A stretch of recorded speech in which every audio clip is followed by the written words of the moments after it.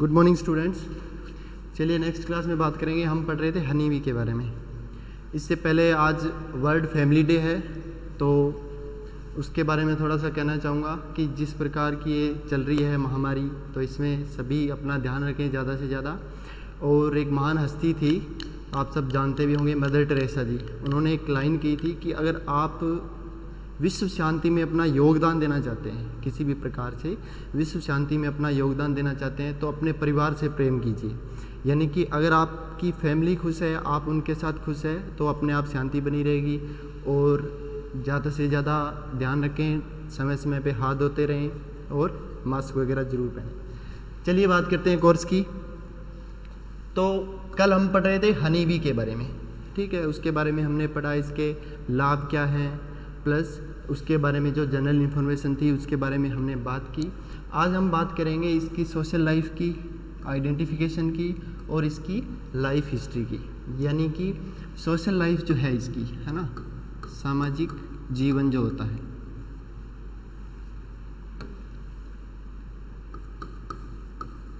सामाजिक जीवन जो होता है वो कैसा होता है इसका, इसकी पहचान कैसी होती है और जीवन इतिहास क्या होता है, ठीक है। इसके बारे में बात करेंगे। तो देखिए, सबसे पहले बात करेंगे इसके सोशल लाइफ की। तो मैंने आपको कल भी बताया था कि हनी बी जो है वो क्या है, एक सोशल इंसेक्ट है। सोशल इंसेक्ट है, इसका मतलब क्या है, वो समाज बना के रहता है, फैमिली में रहता है, ठीक है। तो अपना टॉपिक भी आज इसी पे ही है। तो इसकी सबसे पहले तो इसकी सोशल लाइफ की बात करते हैं। तो एक हनी बी जो होती है, हनी बी का एक जो एपियरी होती है, या बात करें एक जगह जहाँ हम उसको पालते हैं, तो हनी बी की एक फैमिली में ये क्या करती है, फैमिली बना के रहती है, ठीक है, फैमिली बना के रहती है।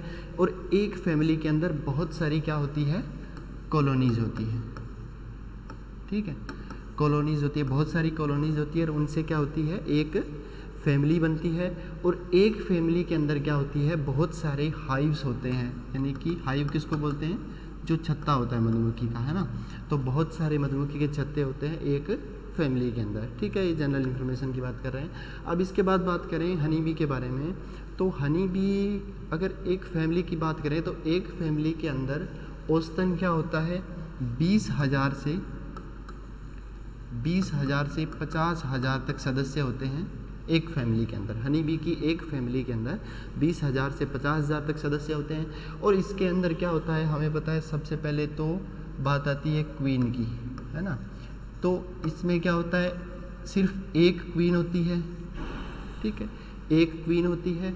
इसके बाद लगभग मान के चलिए आप 150 से 200 तक, 150 to 200 तक क्या होते हैं इसके अंदर, ड्रोन्स होते हैं, नर होते हैं ड्रोन्स, ठीक है।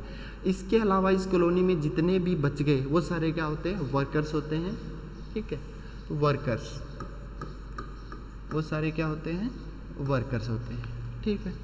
अब देखिए, इसके अगर लाइफ साइकिल की बात करें तो लगभग 2-2.5 साल जो है इसका लाइफ स्पेन टोटल पीरियड होता है। एक एक करके बात करेंगे इसके कास्ट की। मधुमक्खी के अंदर बहुत सारी कास्ट होती है, मेनली 3 मैंने आपको बताया, क्वीन होती है, ड्रोन्स होते हैं और वर्कर्स होते हैं। तो इनके बारे में एक एक करके अपने डिटेल में बात करेंगे। तो सबसे पहले देखिए क्वीन या रानी। अब नाम से ही पता है, रानी हम किसको बोलते हैं, यानी कि जिसका अधिकार हो, है ना, जो सब पे राज करे। तो फर्स्ट ऑफ थिंग तो ये क्या होती है कि अपनी जो पूरा जो क्वीन का, यानी कि जिसकी फैमिली होती है उसके अंदर सिर्फ एक ही क्वीन होती है, ये मैंने आपको बता दिया। इसकी लेंथ होती है 15 to 20 mm, जो कि सबसे ज़्यादा होती है। सबसे ज़्यादा लेंथ जो, या बात करें सबसे बड़ी जो मक्खी होती है वो कौन सी होती है, रानी मधुमक्खी होती है। ये क्या करती है, 2 से लेके 2,000 तक एग्स पर डे दे सकती है ना। यानी कि प्रतिदिन 2 से 2,000 तक ये जो है एग लेइंग कर सकती है। और लगभग 15 लाख, अप्रोक्सीमेटली 15 लाख जो एग्स हैं वो इसकी कंप्लीट लाइफ साइकिल के अंदर दिए जाते हैं, ठीक है। फिर एज बात अभी मैंने आपको बताया था, 2 से 5 साल तक लगभग इसकी क्या होती है, एज होती है। ये आपको दिखाई दे रहा है जो, ये क्या है, रानी मधुमक्खी है। ये जो दिख रहा है इसका साइज़ क्या सबसे बड़ा होता है, मैंने भी आपको बताया था, ठीक है। और ये देख रहे हो आप, यहाँ पे बाकी वर्कर बीज है और ये कि क्वीन है, जिसको आसानी से हम देख सकते हैं, जो बाकी सबसे क्या दिखाई दे रही है, बड़ी नज़र आ रही है ना। इसकी खास बात क्या होती है रानी की, कि एक तो इसके अंदर स्टिंग नहीं होता, जो डंक होता है, देखिए एक तो इसके अंदर क्या होता है, स्टिंग नहीं होता है ना, जो है ये अनडेवलप्ड होता है, स्टिंग अनडेवलप्ड होता है, यानी कि जो डंक होता है वो डेवलप्ड नहीं होता है, ठीक है। प्लस क्या होता है, इसमें जो रिप्रोडक्टिव ऑर्गन्स होते हैं, यानी कि जननांग जो होते हैं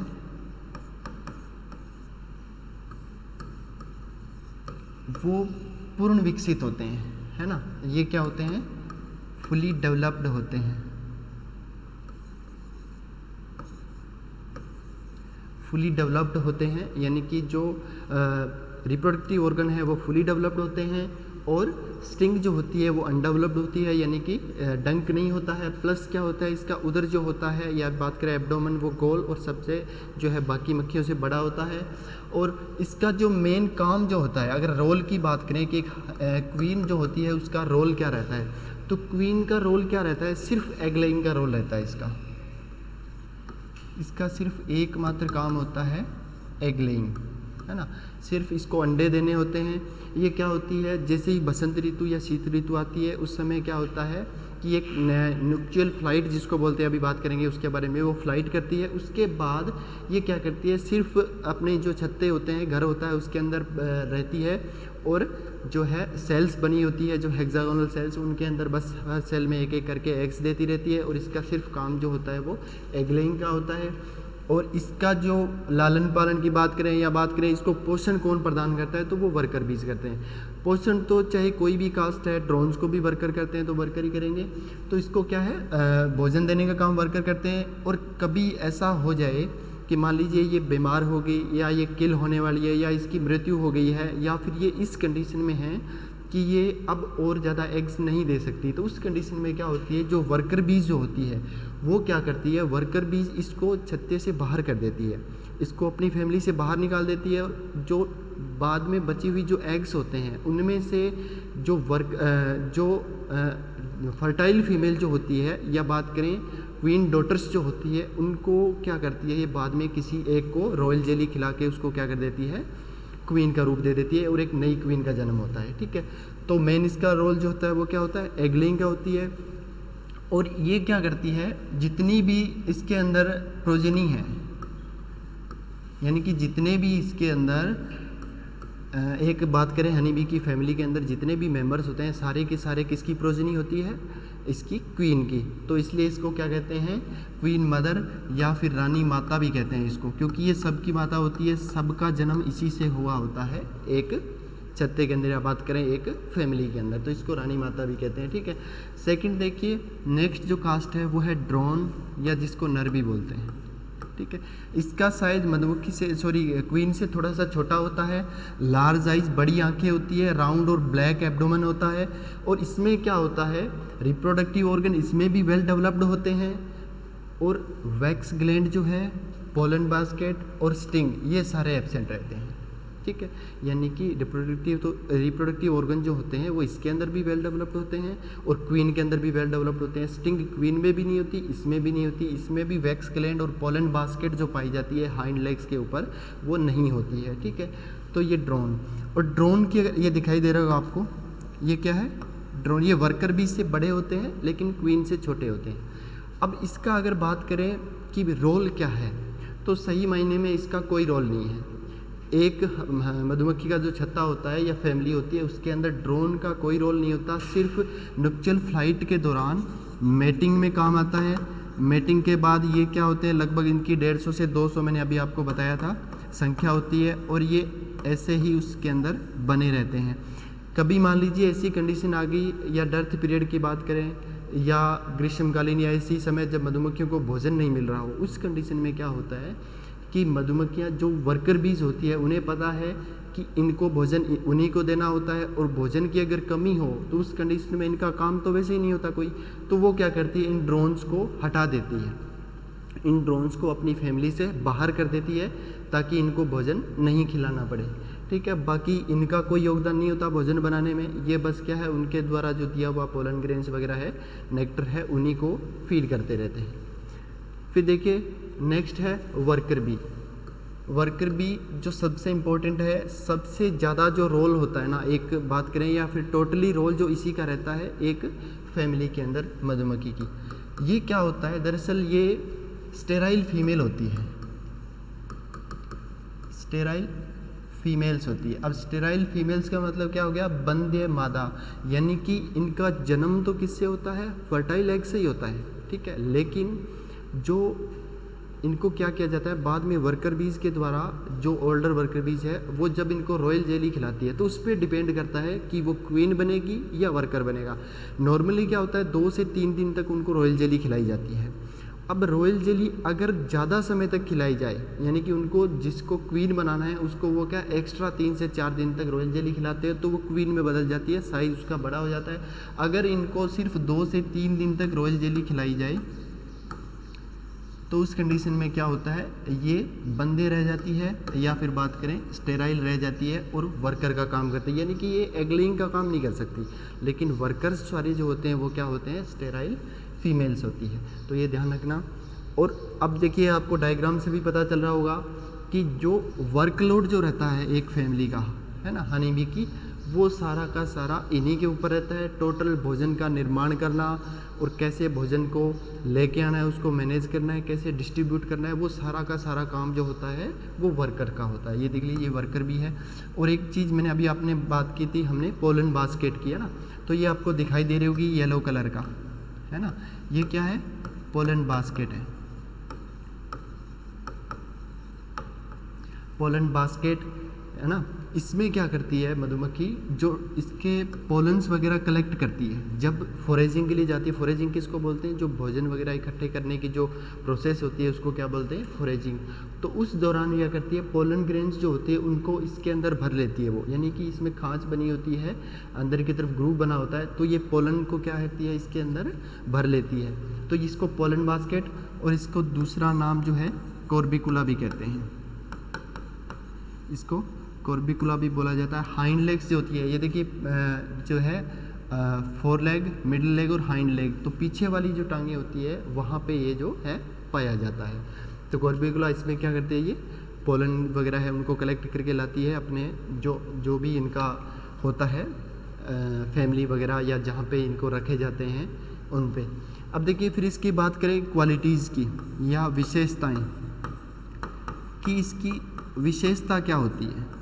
तो विशेषता में देखिए सबसे पहली तो क्या है, स्मॉल साइज और स्टिंग होती है एब्डोमेन में। अब एब्डोमेन में स्टिंग होती है, बाकी दोनों में नहीं होता, ना ड्रोन और ना क्वीन में। तो स्टिंग होती है, डंक होगा तो ये क्या करेगी, यानी कि ये जो है प्रोटेक्शन का काम भी करेगी, सीधी सी बात है ना। तो स्टिंग होती है। सेकंड, इसके अंदर वैक्स ग्लैंड रहती है, वैक्स ग्लैंड मौजूद रहती है। जो एब्डोमेन होता है इसकी वेंट्रल साइड जो होती है, नीचे वाली जो सतह होती है, यहाँ पे 3rd से लेके 6th जो सेगमेंट होता है, एब्डोमिनल सेगमेंट जो होता है, उधर का खंड होता है, वहाँ पे क्या पाई जाती है, वैक्स ग्लैंड पाई जाती है। मोम ग्रंथियाँ जिनको बोलते हैं हिंदी में मोम ग्रंथि, ये पाई जाती है। ये क्या करते हैं, जब नई हाइव बनानी होती है, नया छत्ता बनाना होता है, तो उसमें जो सेल्स बनती है, आपने देखा होगा मधुमक्खी का छत्ता इस प्रकार से होता है, हेक्सागोनल शेप में क्या होता है, उसमें सेल्स बनी होती है, इनको सेल्स बोलते हैं। इस प्रकार से आपने देखा होगा मधुमक्खी का जो छत्ता है उसकी शेप ऐसी होती है ना। ये जो बनाई जाती है, ये किससे बनाई जाती है, ये बनाई जाती है वैक्स से। वैक्स जो होता है, मोम जो होता है, मोम की बनी होती है। इन्हीं के अंदर जो है इनके इमेच्योर स्टेज है वो रहती है, और इन्हीं के अंदर क्या किया जाता है, बाद में शहद इकट्ठा किया जाता है। तो ये जो बनती है ये किससे बनती है, वैक्स से बनती है। और वैक्स ग्लैंड किस में पाई जाती है, वर्कर बी में, है ना। तो ध्यान रखना, ये बनाने में इनकी योगदान होता है। सेकंड देखिए, फिर नेक्स्ट है स्पून लाइक मैंडिबल्स, यानी कि इनके जो मैंडिबल्स होते हैं वो क्या होते हैं, चम्मच के आकार के होते हैं। तो वो क्या करते हैं, जब मकरंद वगैरह इकट्ठा करते हैं, फूलों का रस वगैरह, तो उसमें बहुत सहायता करते हैं। चम्मच के आकार के होते हैं तो उसको ज़्यादा स्टोर कर सकते हैं ये, तो इनकी विशेषता होती है। और वेल डेवलप्ड क्या होते हैं, इनमें माउथ पार्ट्स होते हैं। माउथ पार्ट्स जो होते हैं वो वेल डेवलप्ड होते हैं। किस टाइप के माउथ पार्ट होते हैं हनी बी में, chewing and lapping, chewing and lapping, यानी कि चबाने और चाटने वाले।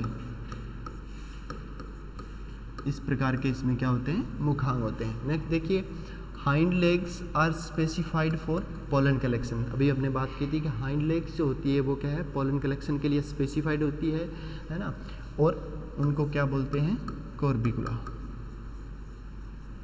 ठीक है। फिर देखिए रोल ऑफ वर्कर भी हमने अभी बात की थी, तो रोल देखिए इनका क्या रहता है। सबसे पहले तो मेकिंग न्यू हाइव्स, यानी कि नए छत्ते बनाना, एंड मेंटेन्स देम, और उनकी देखभाल करना, ये काम किसका रहता है, वर्कर बी का। नेक्स्ट देखिए, फिर है कलेक्ट हनी एंड पोलन, यानी कि शहद को इकट्ठा करना है, मकरंद वगैरह, और पोलन को इकट्ठा करना है, वो काम इनका रहता है।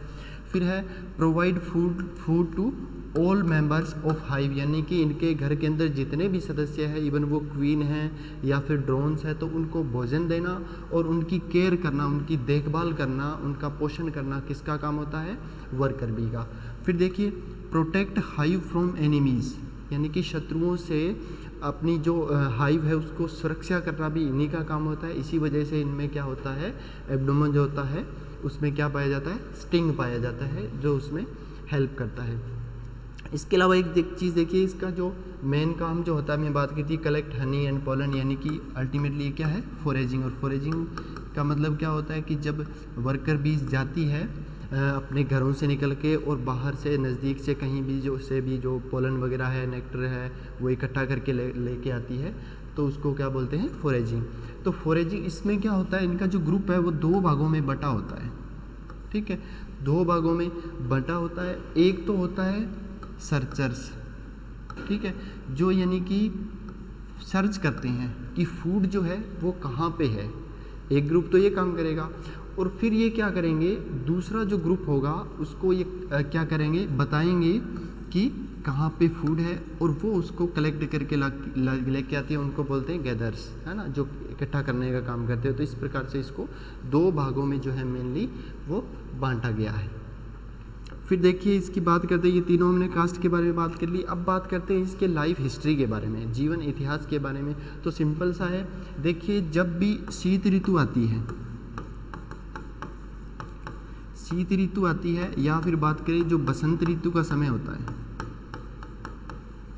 उस समय क्या होता है, जो क्वीन होती है, क्वीन क्या करती है, नए एग लेइंग करती है। अब वो एग लेइंग से क्या होता है, डॉटर क्वीन भी निकलती है, डॉटर क्वीन, और ड्रोन्स भी निकलते हैं। तो ये क्या करते हैं कि जब ये डॉटर क्वीन और ड्रोन्स का जन्म हो जाता है और ये ड्रोन्स इमर्ज आउट होने लग जाते हैं, किस दौरान, शीत ऋतु या बसंत ऋतु के दौरान, तो क्या करती है, जो पहले की ओल्ड क्वीन जो होती है, ओल्ड क्वीन जो होती है या पुरानी जो रानी होती है, वो क्या करती है, अपने पुराने सदस्यों को लेके वहाँ से चली जाती है किसी नई जगह पे। ठीक है, पुराने कुछ सदस्यों को लेके वहाँ से नई जगह पे चली जाती है। अब ये जो पीछे डॉटर क्वीन और ड्रोन्स हैं, इनमें से क्या होता है, जैसे ये सेल है, मान लीजिए अभी हमने बात की थी सेल्स की, तो उन सेल से जब क्वीन निकलती है, अब क्वीन कैसे, देखिए सारी फीमेल ही होती है, इस समय कोई डिसाइड नहीं होता कि कौन सी क्वीन बनेगी, लेकिन इनमें से जो सबसे पहले निकलती है, देखिए मान लीजिए मैं दोबारा बता देता हूँ आपको कि अब ये जो मैं बना रहा हूँ, मान लीजिए इन सब के अंदर क्या है, फीमेल्स है, फीमेल्स है। अभी कोई डिसाइड नहीं है कि इनमें से कौन क्वीन बनेगी और कौन जो है वो वर्कर बनेगा।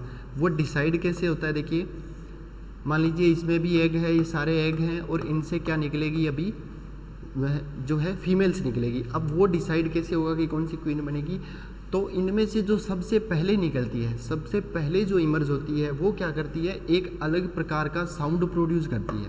क्या करती है, साउंड प्रोड्यूस करती है, और बाहर निकलते ही ये क्या करती है, बाकी जितनी भी क्वींस होती है या फिर जितनी भी सेल्स होती है उनको किल कर देती है, यानी कि उनको एग वाली जो स्टेज होती है उसी समय क्या करती है, ये बाहर निकलने से पहले ही उनको मार देती है, ताकि ये फिर अकेली बचेगी, और अकेली बचेगी तो वो क्या बन जाएगी, क्वीन। तो इस प्रकार से एक नई क्वीन का जन्म होता है। अब ये क्वीन क्या करती है, जो डॉटर क्वीन है, ये डॉटर क्वीन इन ड्रोन्स के साथ मिलके क्या होता है, न्यूक्चुअल फ्लाइट करती है, उसके बारे में बात करेंगे। तो उसके बाद क्या है कि ये वापस से आती है अपने फैमिली के अंदर, जो हाइव इनकी बनी हुई है वहाँ पे, और फिर क्या करती है, एग लेइंग स्टार्ट कर देती है। एग लेइंग स्टार्ट कर देती है। इस दौरान क्या होता है कि ये जो डॉटर क्वीन है ये क्या है, अपनी जो स्पर्मेथिका होती है, स्पर्मेथिका होती है जो, उसको क्या है सीमेन से फुल कर लेती है। तो उसके बाद क्या है, यानी कि इसको बार बार मेटिंग की आवश्यकता नहीं होती। उस दौरान ये क्या करती है कि इस स्पर्मेथिका से जब भी इसको ज़रूरत पड़ती है तो ये क्या है समय समय पे यूज़ करती रहती है, जिससे कि क्या है एग लेइंग में जो इजी हो सके। और एग लेइंग से उसी पे तो डिसाइड करेगा कि एग फर्टाइल होगा या अनफर्टाइल।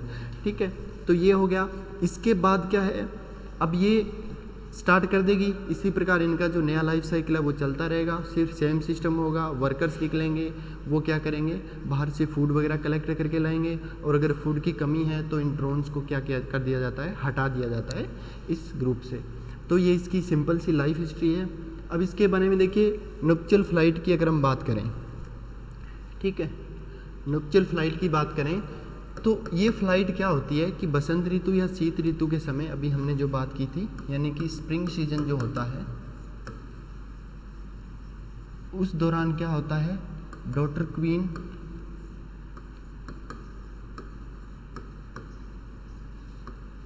प्लस कुछ जो होते हैं सम ड्रोन्स, ये क्या करते हैं, बाहर फ्लाइट करते हैं, यानी कि बाहर की ओर गमन करते हैं। और फिर इनमें क्या होता है, मैटिंग होती है। अब मैटिंग होने, ये जो प्रोसेस होती है इसको क्या बोलते हैं, नुप्चुअल फ्लाइट बोलते हैं।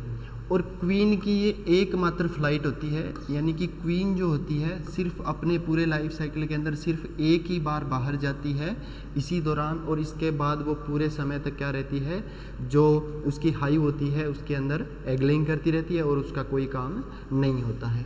ठीक है, तो इसको बोलते हैं नुप्चुअल फ्लाइट। अब इसके बाद क्या है, जब ये ड्रोन्स और ये डॉटर क्वीन है जो वापस क्या करते हैं, उसके अंदर आ जाते हैं अपने घरों के अंदर, और फिर वहाँ पे आके इसको बढ़ाते रहते हैं। फिर देखिए, अगर इनकी बात करें लाइफ साइकिल के अंदर स्टेज की, तो सबसे पहले ओवी पोजीशन, यानी कि एग लेइंग जो होती है, ओवी पोजीशन का मतलब क्या है, एग लेइंग। तो एग लेइंग जो होती है वो क्या है, एक सेल के अंदर सिर्फ एक ही जो है अंडा दिया जाता है। देखिए, 1 egg per cell is laid by queen, यानी कि क्वीन जो होती है, हमने बात की थी अभी,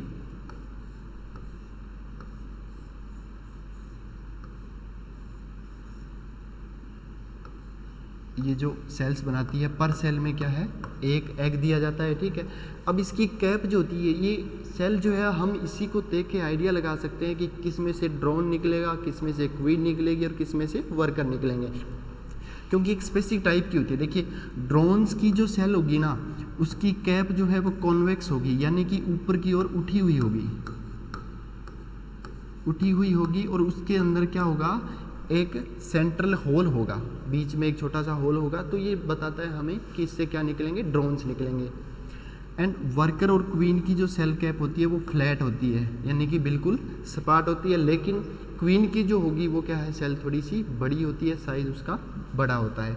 फिर देखिए, एग्स जो है वो क्या है, लंबे, थिन यानी कि पतले, एग शेप्ड होते हैं और लाइट येलो कलर के होते हैं। ठीक है, इनसे फिर क्या है, 3 से एग लेइंग के बाद 3 से 4 दिन बाद इनसे क्या है, ग्रब बाहर निकलते हैं। ठीक है, इससे क्या निकलते हैं, ग्रब बाहर निकलते हैं।